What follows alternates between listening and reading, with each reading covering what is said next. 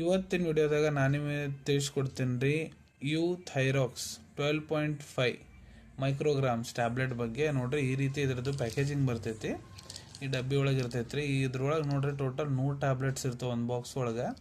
ಮೂಲ್ಯ ನೋಡ್ರಿ ಇದ್ರದ್ದು 165.76 ಪೈಸೆ ಇದು ಬೀಳ್ತೈತಿ.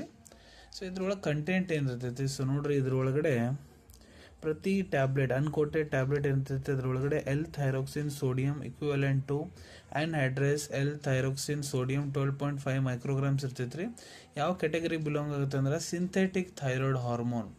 ಅಂದ್ರೆ ನ್ಯಾಚುರಲ್ ನಿಮ್ಮ ಮೈ ಒಳಗೆ ಇರ್ತೈತೆ ರೀ ಥೈರಾಯ್ಡ್ ಹಾರ್ಮೋನ್. ಅದು ಕಡಿಮೆ ಏನಾರ ಸಮಸ್ಯೆ ಆದಾಗ ಸಿಂಥೆಟಿಕ್ ಟ್ಯಾಬ್ಲೆಟ್ಸ್ ಇವ್ನು ನಿಮಗೆ ಕೊಡ್ತಾರೆ ರೀ, ಅವು ಹಾರ್ಮೋನ್ ಡೆಫಿಷಿಯನ್ಸಿ ಕಡಿಮೆ ಮಾಡಲಿಕ್ಕೆ. ಸೊ ಈ ಟ್ಯಾಬ್ಲೆಟ್ ನೋಡಿರಿ ನಿಮ್ಗೆ ಥೈರಾಯ್ಡ್ ಸಮಸ್ಯೆ ಐತಂದ್ರೆ ಅವಾಗ ಡಾಕ್ಟರ್ ಬರ್ದು ಕೊಟ್ಟಿರ್ತಾರೆ.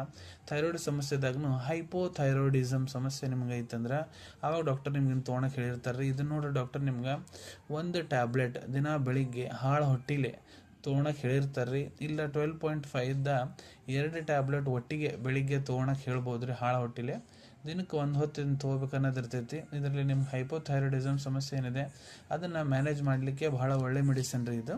ಇದೇ ರೀತಿ ಶಾರ್ಟ್ ಮೆಡಿಸಿನ್ ರಿವ್ಯೂಸ್ ನೋಡ್ಬೇಕಾ ಚಾನಲ್ ತಪ್ಪದೆ ಸಬ್ಸ್ಕ್ರೈಬ್ ಮಾಡ್ಕೊಳ್ಳಿ. ಧನ್ಯವಾದಗಳು.